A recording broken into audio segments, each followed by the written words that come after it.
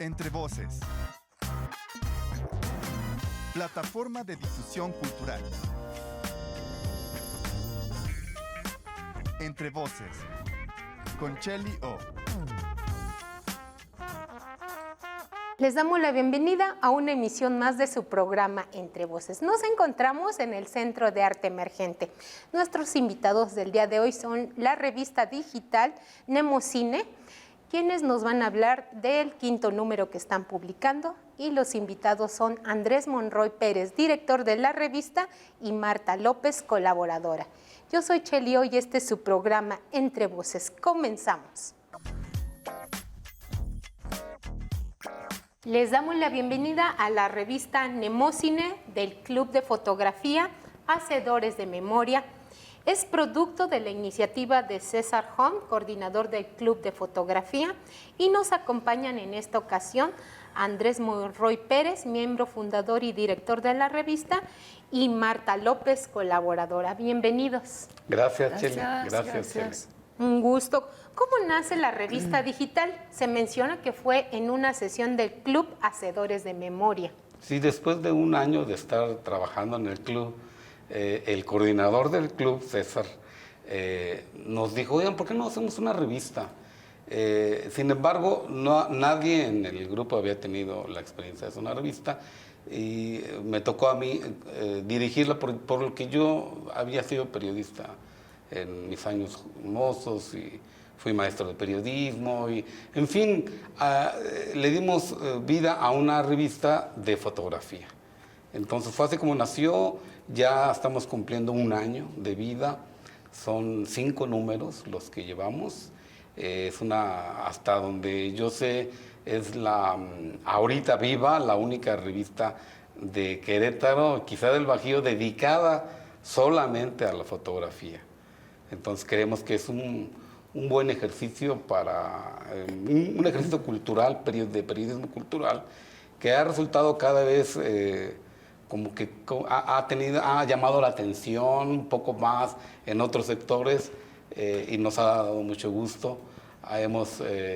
Empezamos con textos nuestros y después hemos estado invitando a otros colaboradores, pero sin dejar de escribir nosotros mismos. Claro, como para también su trabajo.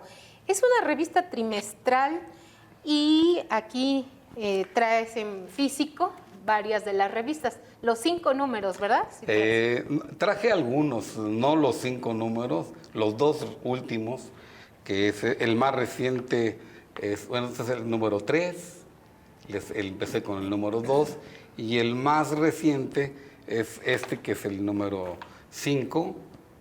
Ya incluso estamos preparando el número 6, que va a estar dedicado al fotoperiodismo. Entonces, algo interesante es que cada número ha estado dedicado a un tema. Entonces, los miembros del club hemos tenido la oportunidad de escribir sobre nuestras fotografías. Es el caso de Martita. Nuestros archivos. Sí. Familiares. Muy bien, ¿quién está a cargo de la edición y quiénes son algunos de los colaboradores? Bueno, yo estoy en la dirección, hemos logrado que hayan colaborado, además de los miembros del grupo, gente experta en la fotografía, tanto de Querétaro como de otros lugares como Monterrey y Saltillo, historiadores de la fotografía, académicos que han hecho estudios sobre fotografía. Hemos estado haciendo también reseña de libros sobre fotografía. Y ha sido muy interesante cómo nuestros textos han aparecido en las páginas de la revista. Es el caso de los textos, por ejemplo, de Martita, ha publicado ya un texto sobre fotografías de su hermana, lo que estuvo muy interesante. Muy sentido. A ver si nos puede platicar de ese proyecto. Ajá. Bueno, yo tengo un pequeño archivo que estaba realmente en una caja de galletas, dicen, y con el proyecto que ya vamos a cumplir 2 años en el Club de Hacedores de la Memoria, nos incitaron, además de conocer toda la gran historia de la fotografía, a rescatar nuestros archivos. Entonces yo encontré importante en esa ocasión, porque hablaba de retrato, de hablar de un retrato de la primera comunión de mi hermana. Estoy hablando tal vez de los años 40 y 50, yo no sé, no recuerdo ahorita. Entonces tengo esa foto y hablé de mi hermana, de la historia, de cómo es mi hermana, porque es una historia atrás de la vida de nosotros, ¿no? Los hermanos. Y creo que es una historia muy, muy sentida, como muchas historias de muchos niños, de muchas mujeres, de muchas niñas, en nuestra humanidad, en nuestra existencia. Entonces,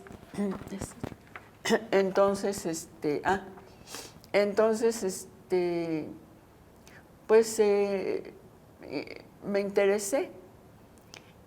Y pues como dijo Andrés hace un rato, yo soy enfermera de profesión, actualmente tengo ya muchos años de jubilada, por lo tanto pues yo no soy escritora, ni tenía ninguna intención de ser escritora, ni tampoco tenía intención de valorar mi archivo y conservar mi archivo, pero con este club han surgido muchas inquietudes.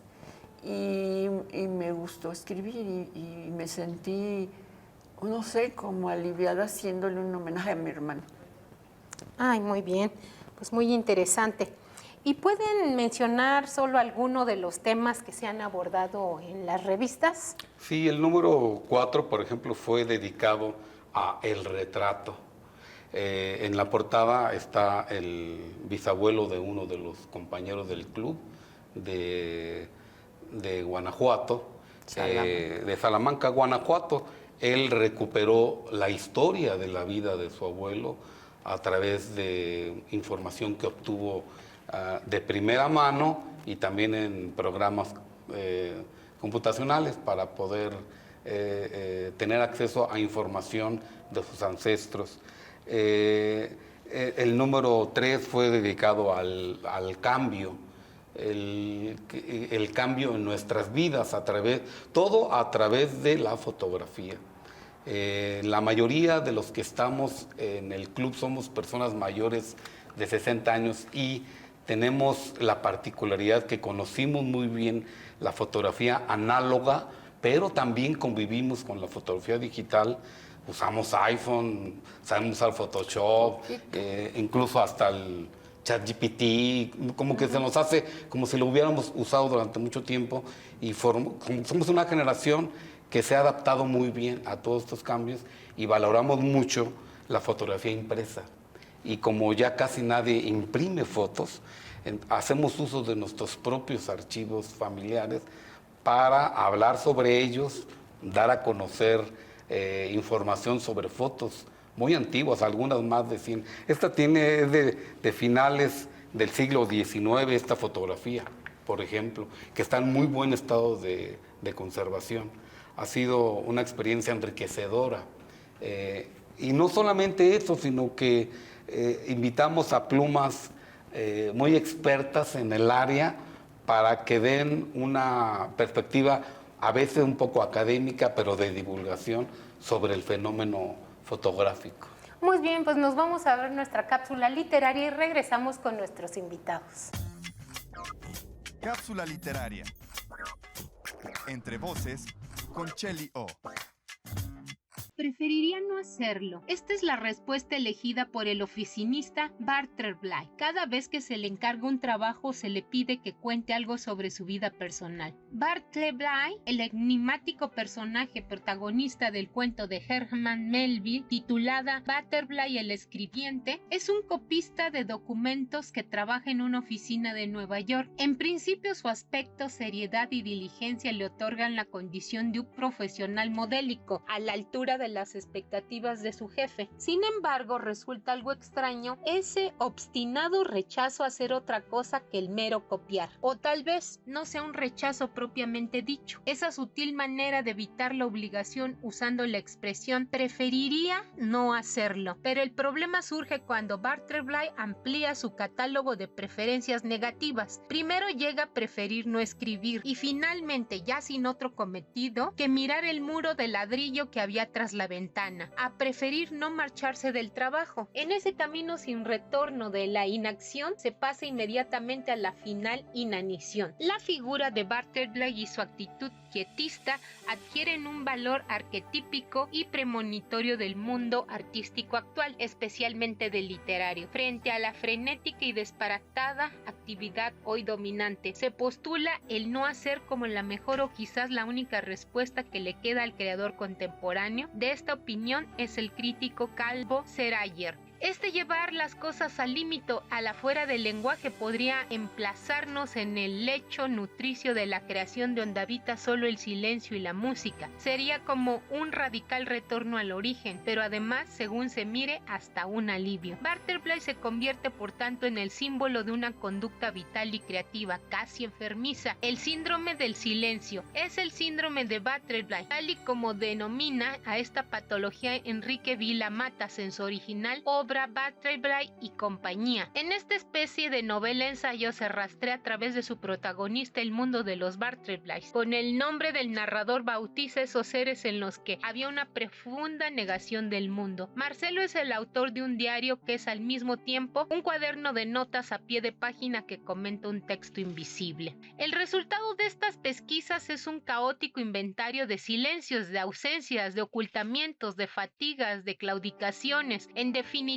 una enciclopedia de la negación. A partir del estudio de algunos de los autores de la literatura del no, descubrimos una visión desoladora de la parálisis literaria actual, al mismo tiempo que crece el reconocimiento de los escritores que poseen una notable conciencia artística y la constatación de la rendición a lo que se ven obligados muchos de ellos por culpa de las leyes del mercado editorial o mala respuesta del público y crítica. Causas del silencio literario. Muchas y diversas son las causas que provocan el silencio. Algunas se relacionan estrechamente con la actitud del emisor autor, otras tienen más que ver con la formación del receptor lector y muchas y más interesantes son las vinculadas con el propio mensaje y lenguaje literario. Entre las razones relacionadas con el autor, la más evidente es sin duda la carencia de ideas. El autor que en un momento dado ya no tiene nada que decir, en esta misma línea pero con algunos matices diferentes, hallamos el miedo a la hoja en blanco, el pavor a enfrentarse a la idea sobre un folio. De hecho, este es el motivo por el que el 99% de la humanidad prefiere, al más puro estilo Butterfly, no hacerlo. Preferiría no escribir. Así es como piensa el escritor peruano Ramón Robeira, quien dice que todos guardamos un libro. Tal vez un gran libro, pero en el tumulto de nuestra vida interior rara vez emerge, o lo hace tan rápidamente que no tenemos tiempo de anteponerlo. Estos libros formarían parte del historial del no. Son los libros que llaman a nuestra puerta y se desvanecen. Cualquier ser humano en consecuencia puede ser afectado por la imposibilidad de poner en práctica una teoría o un proyecto para una obra, pero el interés principal recae en aquellos que dejan de escribir. Este es el auténtico misterio, el de los escritores geniales que dejaron de hacerlo. ¿Qué saben o supieron ellos que no sepamos nosotros? Unos autores cruzaron la frágil línea que delimita la frontera del silencio porque consideraron que se había cumplido un ciclo, otros por desesperación ante un exceso de ideas que no lograban expresar, y muchos abandonaron la creación artística por la lucidez de quien alcanza la sabiduría, la aceptación de la vida tal cual es, sin necesidad de inventarla. El escritor Félix Grande, un afectado por el síndrome del no, aunque sea únicamente para la poesía, aseguraba recientemente con cierta actitud que le había abandonado la inspiración. Del mismo modo se manifestó a menudo José Hierro, quien afirmaba que estuvo más de 27 años sin publicar porque no tenía nada que decir. Se origina de esta manera la desconfianza de las palabras, pues se intuye la imposibilidad de que éstas puedan llegar a reflejar lo que realmente queremos contar. Sin embargo, se debe dramatizar el silencio. Tal vez no pasa nada por dejar de escribir. Muchos escritores geniales lo hicieron antes. Incluso se puede escribir mucho y no decir nada, por lo que el silencio puede resultar muy elocuente. Quizá lo más difícil es abandonar y resulte más sencillo proseguir en la acción continua asumida como obligación, sin saber exactamente por qué. Se trata de un empeño que encadena al creador a una relación de continuidad entre una obra y la siguiente por la obligación de publicar y sentirse publicado. El escritor Agustín Cerezales, hijo de Carmen Laforet, una de las autoras afectadas por el síndrome, considera que la literatura es un modo de conocimiento, una especie de aplazamiento hasta llegar a entender el mundo, pero confiesa que en ocasiones sueña con dejarlo porque requiere un gran esfuerzo y sentiría una gran liberación si pudiera optar por el silencio, como el torero que se corta la coleta. ¿Acaso la escritura es una condición que encadena de por vida? Regresamos con nuestros invitados de la revista digital Nemocine. Recientemente presentaron al público el 5º número. ¿Nos pueden comentar de ese evento, dónde se llevó a cabo y en qué momento fue? Sí, se llevó a cabo en el Centro Queretano de la Imagen, porque ahí es donde sesionamos todos los viernes. No sé si quisieras un poco explicar cómo estuvo en la presentación. No, prefiero que tú lo hagas. Que Bueno, tú sí, eres el experto, hubo porque muchos invitados, estoy familiares nerviosa. y conocidos de todos nosotros y público en general, en donde el profesor Efraín Mendoza Zaragoza, de aquí mismo de la UAC, nos hizo favor de hacer una presentación. Hizo una lectura muy detallada de este número, una lectura, digamos, muy profesional, que hasta nosotros mismos nos sorprendió los detalles en los que él se fijó. Por ejemplo, el de la portada, que es una fotografía de un fotógrafo de prensa queretano, que es Demián Chávez, que aparece sin que se vea su rostro, trabajando en la calle, haciendo unas tomas sobre la calle Pino Suárez. Curiosamente, él trabajó en aquel periódico que dirigía el profesor Efraín en los años 80, que se llamó El Nuevo Amanecer de Querétaro. Demián Chávez, era caricaturista en ese entonces de ese periódico, y así como ese detalle, él incluso nos ilustró mucho más allá del contenido de la revista. Dio su opinión sobre la importancia de una revista que trate sobre la fotografía en Querétaro. El Centro Queretano de la Imagen nos da cabida a que ahí sesionemos y nos ha dado toda la libertad para poder hacer la revista. Es una revista, no es auspiciada, es, digamos, independiente, no tiene patrocinio de ningún tipo, de ninguna institución. Por eso no la imprimimos, porque no hay presupuesto. En realidad, digital, solamente en línea se puede tener acceso, se puede leer. Imprimimos siempre algunas para regalar y para mostrar el día de la presentación. Sin embargo, es una revista que se tiene acceso solamente en línea. Ok, ¿y en qué páginas se encuentran para que el público pueda leerla? Sí, no es una página en sí mismo, está a través de Instagram, a Monroy P. Ahí está, y se tiene acceso a través de un código QR. ¡Ay, no lo traje! Que bueno, lo podemos pasar un rato más. Nosotros el día de la presentación regalamos el código en calcomanías y la pusimos en la pantalla para que todos tuvieran acceso a la lectura de la revista. Muy bien. ¿Y qué es lo que les ha aportado en ahora sí que paso del tiempo, el pertenecer a esta revista pues de fotografía? A ver, tu Martita. opinión. Sí. Ahorita. ¿Cómo no?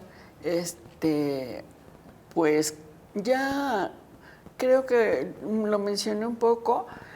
Nos ha gustado mucho poder apreciar nuestros archivos, que la verdad todos los teníamos como los tiene todo el mundo, un poco como en álbumes, en el mejor de los casos, en donde no tienen el material que los resguarda, no es el adecuado, porque tenemos a la restauradora Analí Núñez, que es la que indica qué papel y que no sean ácidos, que sean algodones, qué sé yo, papeles de algodón, no ácidos y demás. Entonces, teniéndolos así abandonados, ya nos hemos dado cuenta, hemos aprendido que se tiene que manejar adecuadamente para conservarlos, porque en realidad son la historia, no solamente de nuestras familias, sino puede ser un objeto que pueda servir para la historia en general de la humanidad. Y esto viene a colación porque justamente el SECUY es el encargado de preservar las imágenes y tienen donaciones y tienen archivos que están resguardando la historia, en este caso, de Querétaro, a través del Centro Queretano de la Imagen, que es coordinadora Analí Núñez. Entonces hemos rescatado nuestros archivos, hemos catalogado incluso, porque no tenían orden, obviamente. Sabemos un poco ya de catalogación, sus fichas técnicas, incluso sabemos que hay páginas ya especializadas en donde nos indican las características de las fichas. Entonces hemos aprendido infinidad de cosas, sobre todo a apreciar nuestros archivos en todo lo que valen, y estamos trabajando en ello. Ay, pues muchas gracias por su aporte. ¿Y cuáles son sus próximos proyectos de la revista? Estamos trabajando ahorita sobre el número 6, que va, como te comentaba, va a estar dedicado al fotoperiodismo y algunas figuras de fotoreporteros que han tenido ya mucha tradición tanto en Querétaro como en otros lugares del país. Varios de los colaboradores ya están trabajando sobre ese tema. Creemos que es un tema importantísimo porque ellos dan vida a los medios impresos, ya no solamente ilustran un tema o una nota, sino que la fotografía, a partir de los 80, 70, 80 en México, la fotografía periodística ha tenido un papel muy relevante y nos interesa hablar de ese tema para el próximo número. Pues muy interesante, les agradecemos por acompañarnos en el programa y pues qué bueno que ya se están preparando para el sexto número. Que seguramente nos van a sorprender. Y me llama la atención que menciona que la revista es de imágenes. ¿En su mayoría son imágenes o sí también tiene textos? Son textos e imágenes. Textos e imágenes, textos, ambas de hecho, cosas. Ambas cosas. Ah, ok, sí. Textos e imágenes, personajes. Incluso tenemos un caricaturista que nos hace favor de hacer una caricatura especialmente para la revista, una caricatura con tema de fotografía. Todo es fotografía y texto. Esa es la idea, compartir fotos, analizarlas, darle salida a reflexiones sobre fotos impresas, salidas de archivos familiares, principalmente del grupo, pero también de colaboradores. Claro. Y pues tener una revista independiente no es fácil porque no hay un subsidio.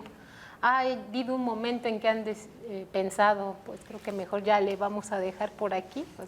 ¿O no pues se han sí, desanimado? realmente ha sido difícil porque es un año de trabajar pues no, para empezar no recibimos un sueldo ni nada, es por amor a la edición de una revista, el placer de casi todos ya somos, bueno, yo no, pero la mayoría son personas ya jubiladas, pero que son muy activas y que compartimos el gusto por la fotografía. Entonces, yo creo que todavía hay nemocine para rato, en realidad, porque el entusiasmo no ha decaído, al contrario.